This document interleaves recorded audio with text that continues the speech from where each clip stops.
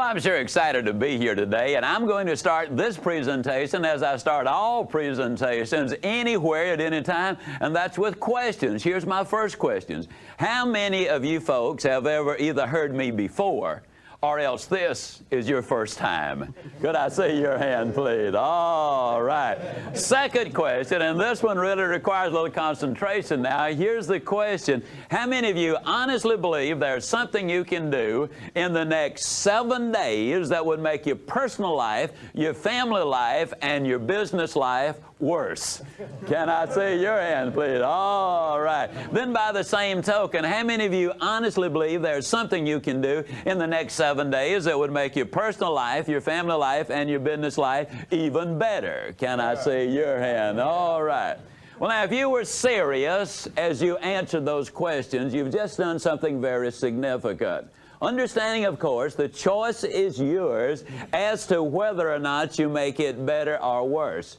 But the significant, profound thing you've done is simply this. You have said, I don't care how good my life is, or I don't care how bad my life is, there is something I can do that will make it better. In other words, you have assumed the responsibility, and that's really where it starts, of making your life a better one.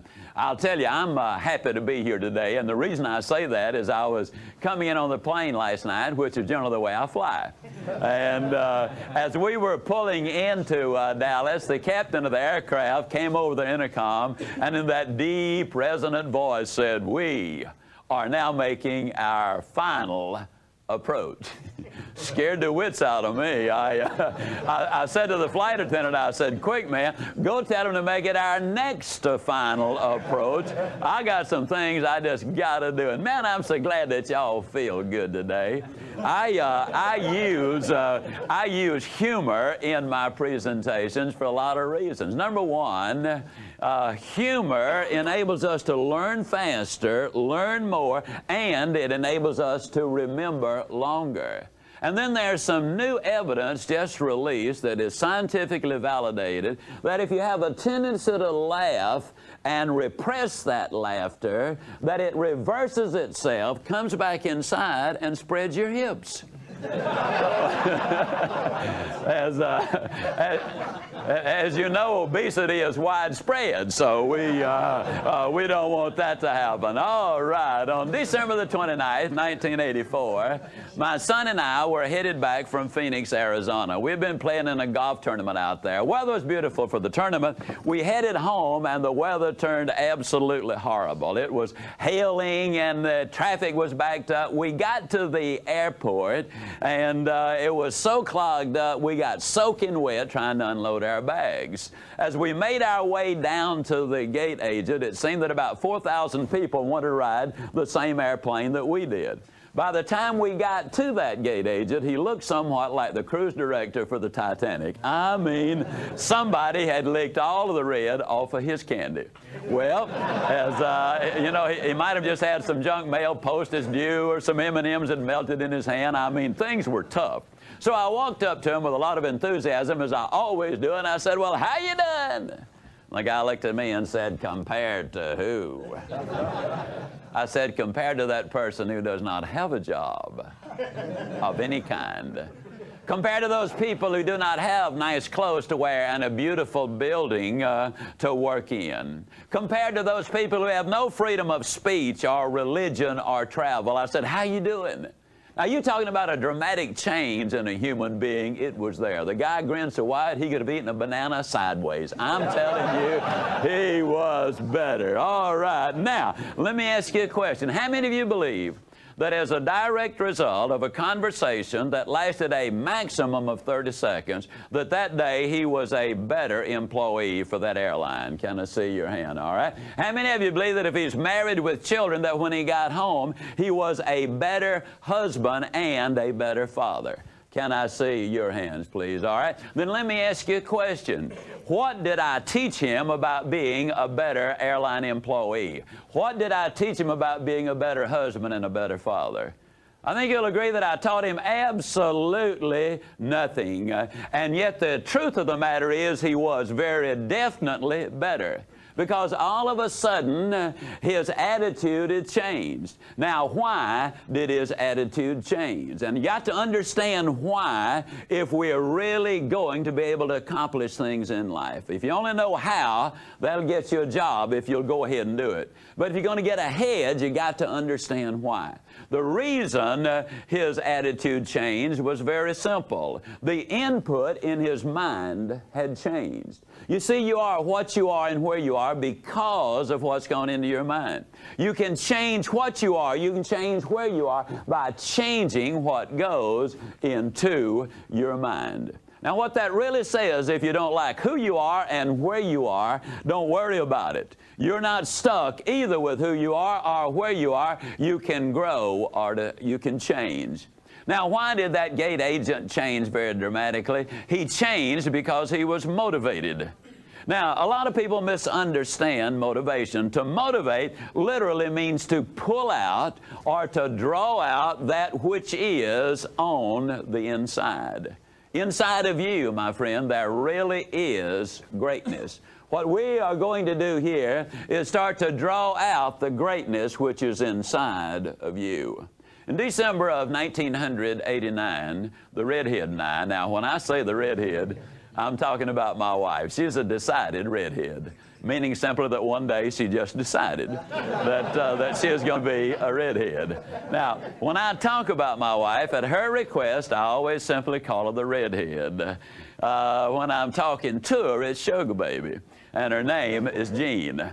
We walked into the Prestonwood Shopping Mall in Dallas, walked into a little specialty store. A young clerk walked up to us with a standard question, "May I help you?" And I said, "Yes, I'd like a pair of your glare-proof glasses." He said, "Oh, are you a photographer?" And I said, "No, I'm going to be using these glasses for a videotaping for satellite transmission." He said, "Oh, are you a producer?" And I said, "No, I'm a speaker."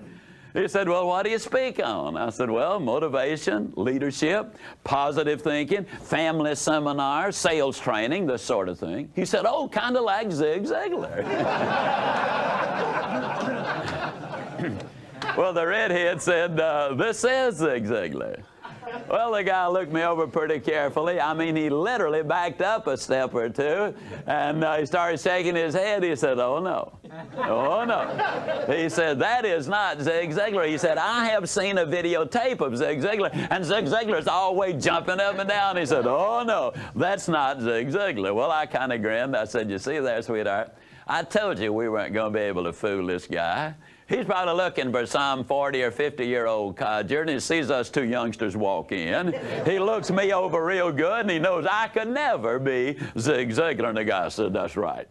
Well, we went ahead with the transaction, and he got ready to do the paperwork. He picked up his pen, and he said, "Now, what is your name?" And I said, "Well, I spell it Ziglar."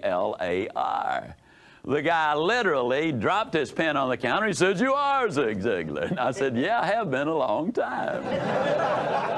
Now, the reason I tell the story is simply this. The young man had a picture of me, and as far as that picture went, it was okay. On occasion, I do jump up and down.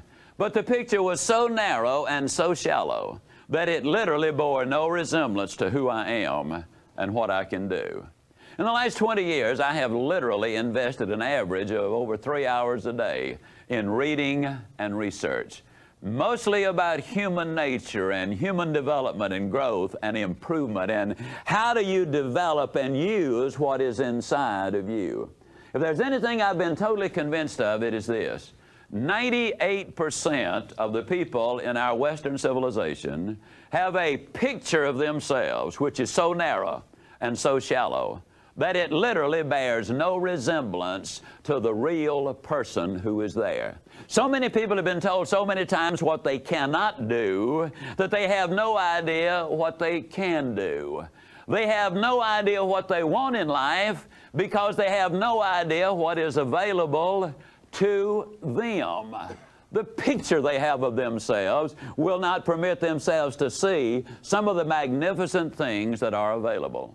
One of the most beautiful stories I think I've ever heard about changing the picture and what happens when you do is the story that is told by Brian Harbour in his beautiful book, Rising Above the Crowd.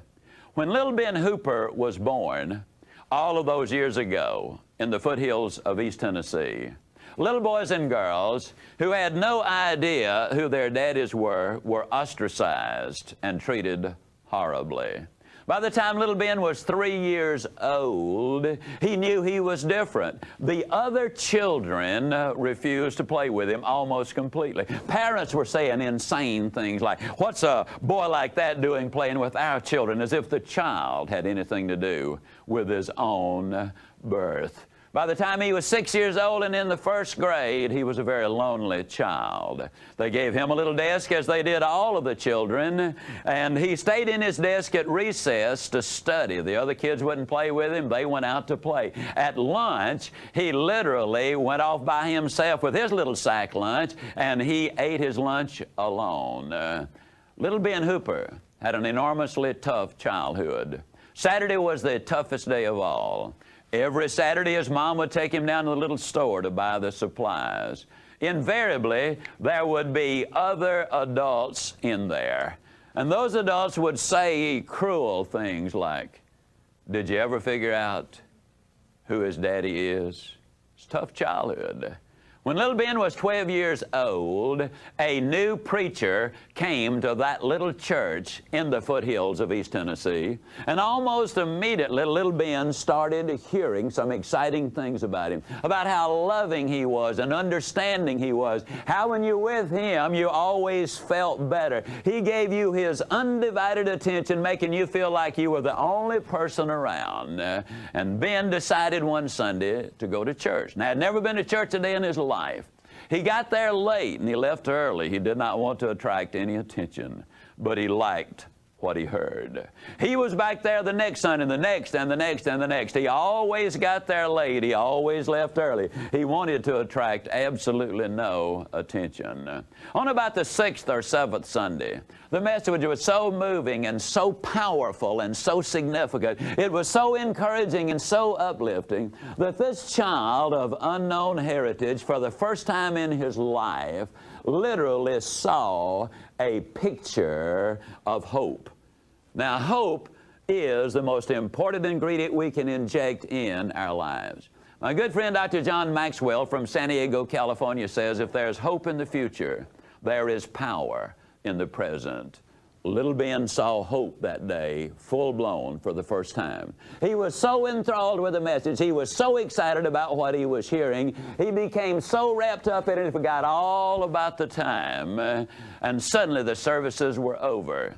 He stood up to leave, as he always had, hoping he could beat a hasty retreat, as he always had. But this time, the other people stood up simultaneously, and he was having to deal with a group of people. As he worked his way through the crowd, he felt a hand on his shoulder. He turned, he looked around, and he looked up. And he was looking directly into the eyes of the young minister. The young minister asked him a question which had been on the minds of every person there for the last 12 years. Whose boy are you? Instantly, there was a deathly silence in the church. You could hear the proverbial pin drop.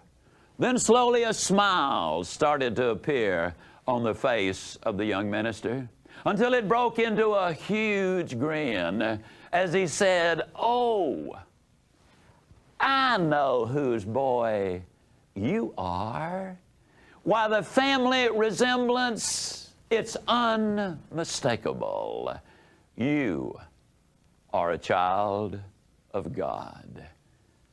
And with that, the young minister swatted him across the rear and said, "That's quite an inheritance you've got there, boy. Now go and see to it that you live up to it." Many, many years later, little Ben Hooper said that was the day he was elected governor of the state of Tennessee and later re-elected. The picture had changed. When the picture changes, absolutely everything changes. Many years ago, when I was a young man in the sales world, I was in the cookware business. I put on cookware demonstrations. The hostess would invite in several couples. We'd cook a meal, serve it, and put on the demonstration and sell. I advertised for a lady to help me. I wanted somebody to wash the dishes, to do the cooking, to clean the kitchen. In other words, I wanted somebody to do the work, if you want to know the truth of it. I wanted to do the talking. A very shy lady named Jerry Arrowwood responded to the ad. In the interview, she pointed out, now I'm a very shy person. I do not like to talk to people. I don't relate well to people. They don't like me. And she said, I would love to cook. I enjoy that. I don't mind doing the other things, but you must never ask me to participate in the demonstration. Now, to emphasize a point, Jerry had been baking cakes and taking in sewing to earn money up until that point. That says something about the type of personality she was. Well, shucks, I was delighted that she didn't want to participate in the talking, that she wanted to do the other. That was exactly what I was looking for. So I said, Jerry, you and I are going to get along wonderfully well. Well, it worked beautifully for about 3 months. And then one night, my mouth overloaded my back, literally. I made too many commitments. I made too many promises. And I went to her. I said, Jerry, you got to help me. She said, what do you want me to do?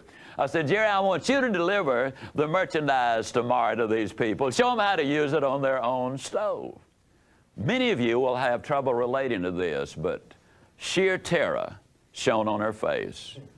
She was absolutely frightened. She said, I can't do that. I can't do that. I said, well, Jerry, you've been teaching the hostess every night how to cook on her stove. She said, yeah, but you're always around, and I know if I get in trouble, you're going to bail me out. I said, Jerry, it's no problem. We went back and forth, and she finally, because of her loyalty and friendship for me, she said, I will do it. But before we parted company that night, she gave me a pretty strong lecture. She said, don't you ever get me in a spot like this again. Okay, Jerry, I promise I won't. Well, the next night she called me, and we had quite a little conversation. She was so excited. She said, you know, Zeke, I had a wonderful time. Those people like me. And I said, Jerry, I told you they would. You're a nice, neat, likable person. She said 3 of them had coffee made and a dessert for her. She said, I didn't have a bit of trouble. Said, I loved it. Well, it didn't happen that week, that month, or that year.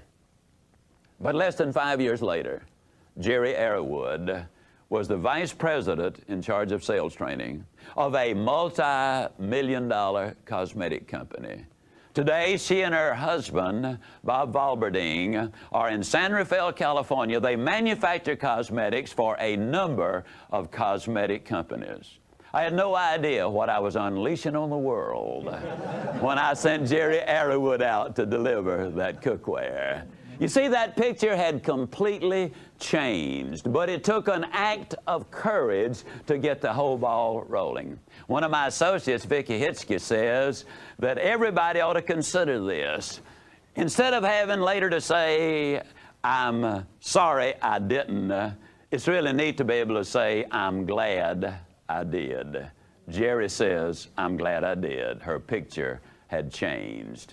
I was speaking the other day, and when I was through, a 16-year-old student came up to me, and she was so excited. She said, you know, you empowered me today. Now, empowerment is a word that you hear a lot about in the business world today. But really the purpose of changing your picture is to do exactly that.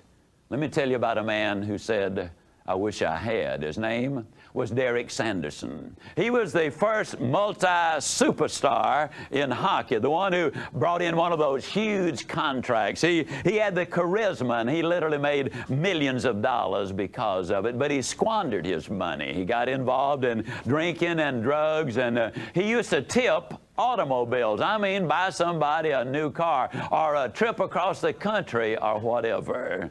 His skills soon diminished, and he was in the minor leagues. A reporter was interviewing and said, Derek, do you regret losing all of that money, wasting all of that money? And he responded, no, I really don't regret the money part. But he said, I deeply regret wasting Derek Sanderson. How many times did he say, I wish I had taken that different route. I understand this, then, that later Derek became a very productive citizen in helping to combat the drug and alcohol problem. But when we get new pictures of ourselves, we start setting new goals in our life. Now, when I start talking about new pictures and new goals, I think one of the most remarkable stories I have ever heard is the story of Viktor Serebryakov. Viktor Serebryakov, and I know that's a tongue twister of a name, but Viktor, as a 16-year-old, was told by his teacher, "You're a dunce. You're never going to make it. Drop out of school. Get you a job. At least support yourself." Well, here's the voice of authority saying you're not going to make it. He dropped out of school. And for the next 15 years, he was an itinerant doing dozens of different things. Every morning, he got up and dressed a dunce, shaved a dunce, went to work as a dunce, performed as a dunce, thought as a dunce, and received a dunce's wages. Then, for whatever reason, at age 31, they did a psychological evaluation on Viktor, and they came to him and they said, "Viktor, we got some wonderful news for you. We have scientific evidence that's validated. There's absolutely zero doubt about it. And you, Viktor Serebryakov, are not a dunce. You are a genius. You have an IQ of 161. Now, let me emphasize a point. They did not give him 10 steps to do anything. They didn't give him any magic formulas. They didn't teach him anything new. The only thing they taught him was the most important thing of all. They validated the fact you are a genius. You are not a dunce.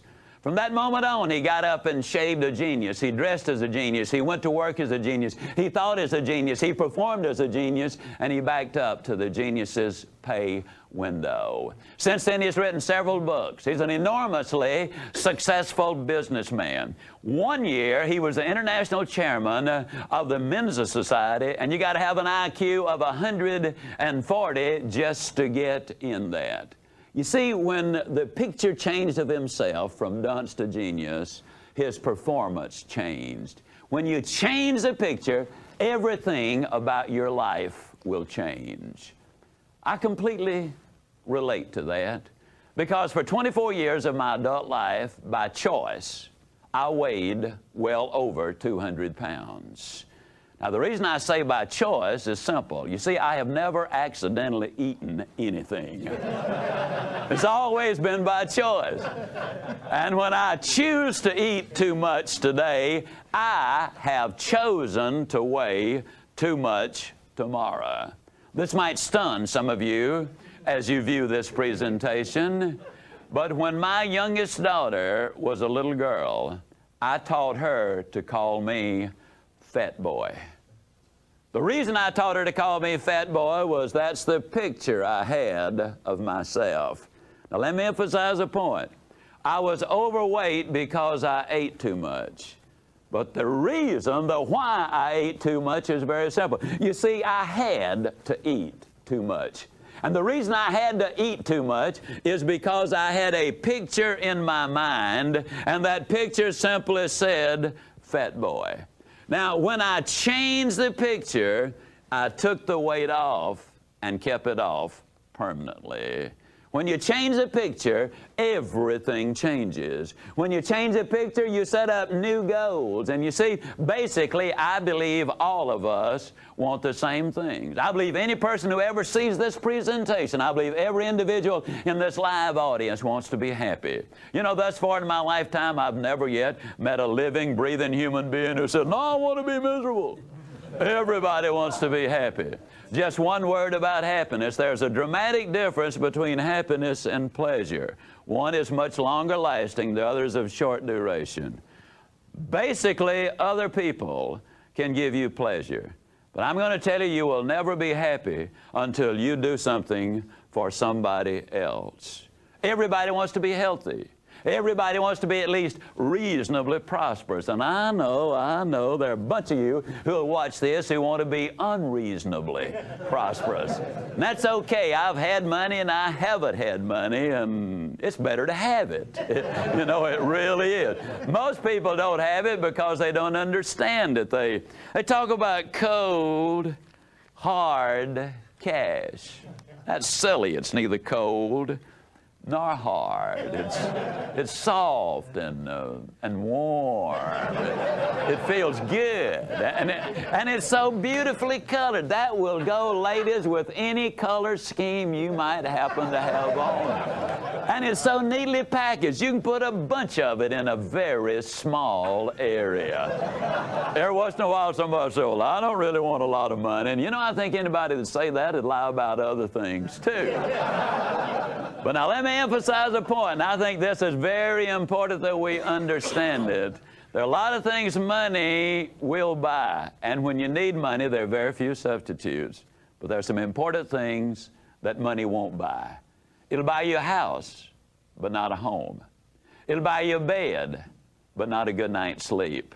It will buy you a companion, but not a friend.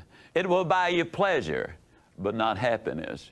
See, I just happen to believe that if the picture you have of yourself is correct, you can have the complete success that we're talking about, the whole ball game. Not only happy, healthy, and reasonably prosperous, but you can be secure and have friends and peace of mind, and you can have those good family relationships. Now, your question might really be, Ziglar, can you really have it all? I honestly, sincerely believe that you can. But you got to understand, you got to be before you can do. You got to do before you can have. I'm not necessarily going to tell you it's going to be easy, but I am going to tell you over and over, it absolutely is going to be worth it. I'm totally convinced of that. A lot of the music of our time sings that old refrain, I want to be free. But I want you to think about this. You take the train off the tracks, it's free, but it can't go anywhere. Take the steering wheel out of the automobile. It's under the direction and control of no one, but it cannot even move.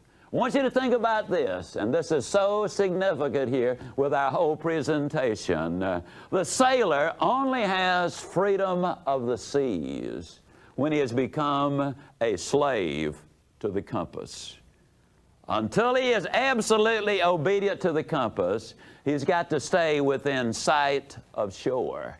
But once he has become obedient to that compass, he can take that boat anywhere in the world.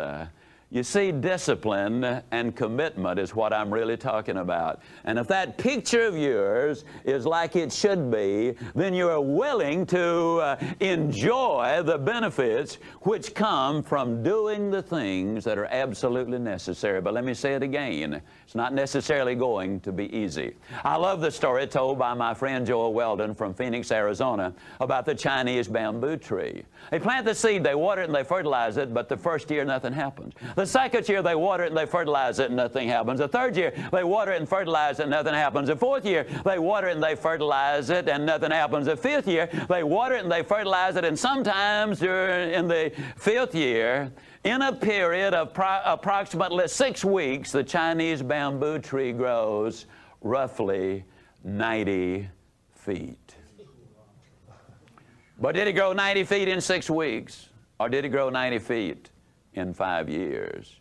When you think about it, we understand it grew 90 feet in 5 years because had there been no year or a year when they did not water it and fertilize it, there would have been no Chinese bamboo tree. Life's pretty much like that. A lot of times we will work and work and work and nothing happens. We'll work and work, nothing happens. We work some more and some more and some more and nothing happens. And one day, all of a sudden, everything seems to explode and all of your friends will say, you always were one of the lucky ones.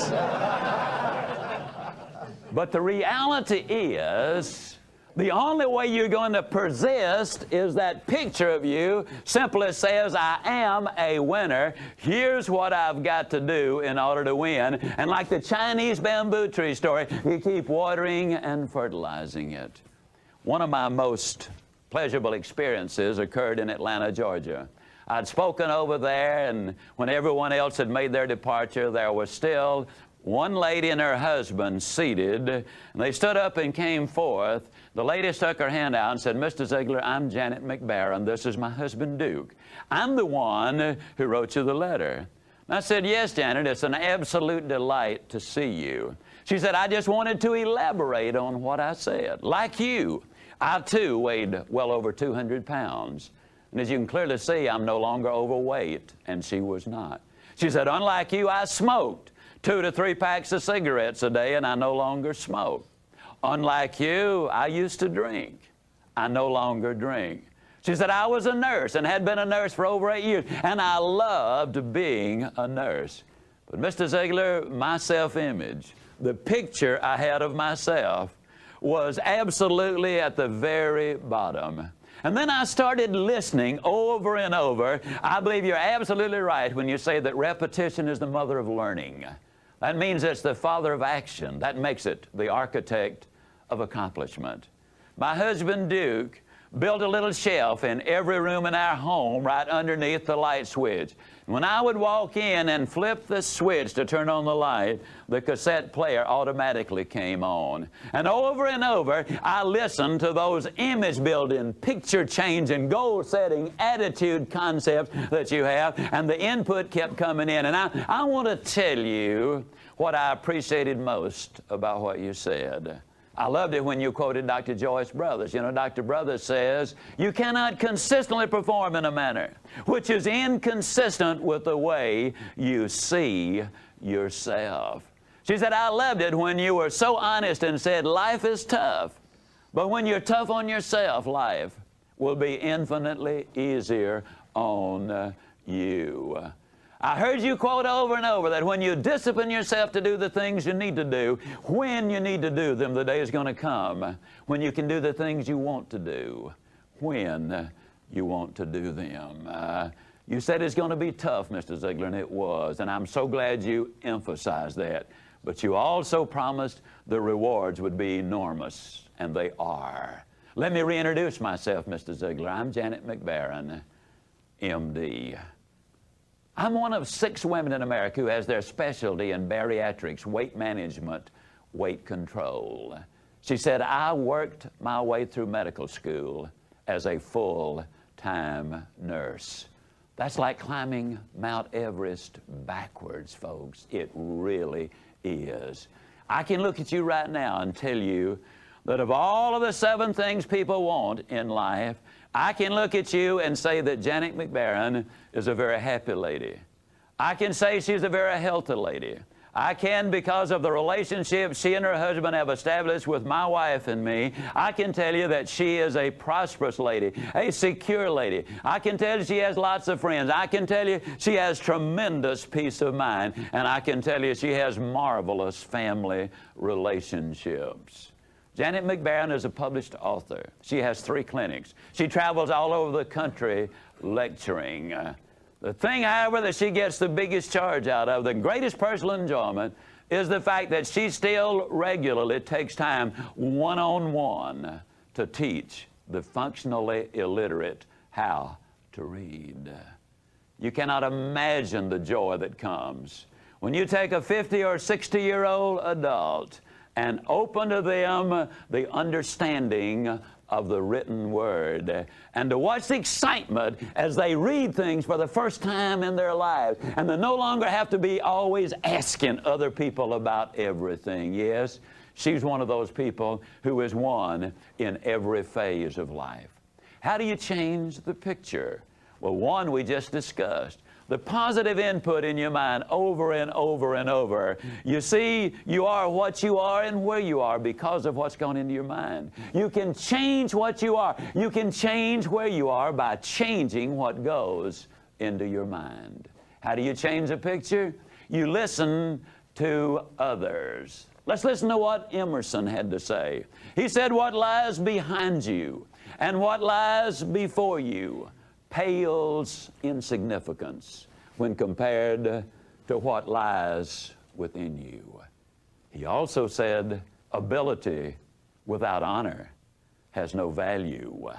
The way you maintain that good picture is to remember that right there. So significant. I love what St. Augustine also said in 399 AD, and I paraphrase him. He said, man travels hundreds of miles to gaze at the broad expanse of the ocean. He looks in awe at the heavens above. He stares in wonderment at the fields and the mountains and the rivers and the streams. And then he passes himself by without a thought. God's most amazing creation. Listen to what he said. He's talking about you. I love what Ethel Waters said. She was at a Billy Graham crusade one night in London, England. The stadium was absolutely packed, tens of thousands of people. And a man came to Ethel Waters and said, Ethel, how do you account for this tremendous success that Billy Graham is having? How does he attract all of this people? And Ethel Waters spoke for all of us when she answered with that big, beautiful smile of hers. And as only Ethel Waters could, she said, honey, God don't make no junk.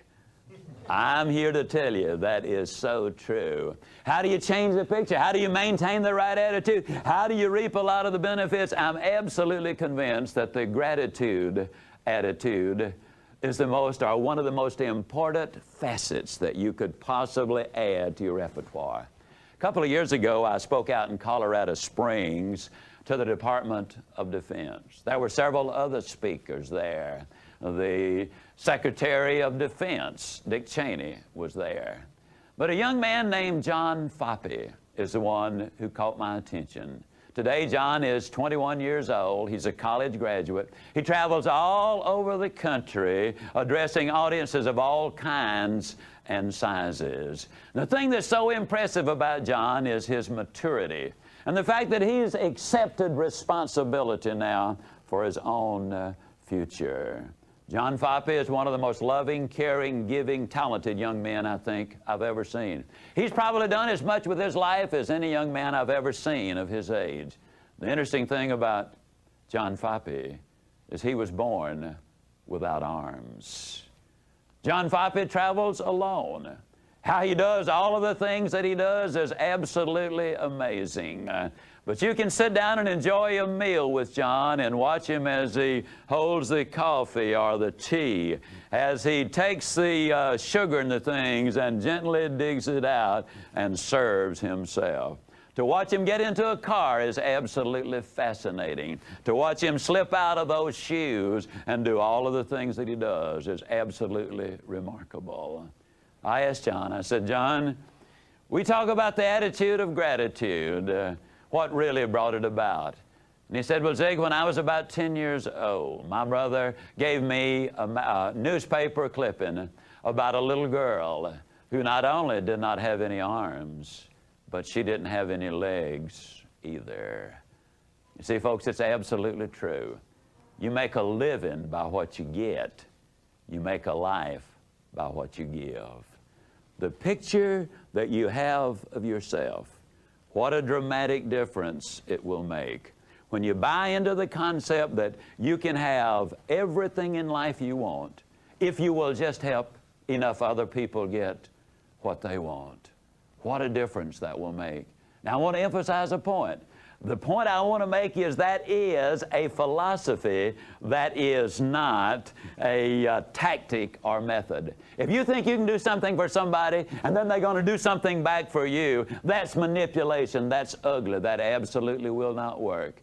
But if you do it because it is the right thing to do, if you do it because that's what you want to do, it's absolutely astonishing what it will mean to you. I'm going to close this presentation with a couple of questions and a challenge. Here's the questions. Whose boy are you? Whose girl are you? Oh, I know whose child you are. Why, the family resemblance, it is unmistakable. You are a child of God. That's quite an inheritance you've got there. Now go and see to it that you live up to it, because if you do, I'll see you. And yes, I definitely, absolutely, emphatically, and positively do mean you at the top. Thank you so much.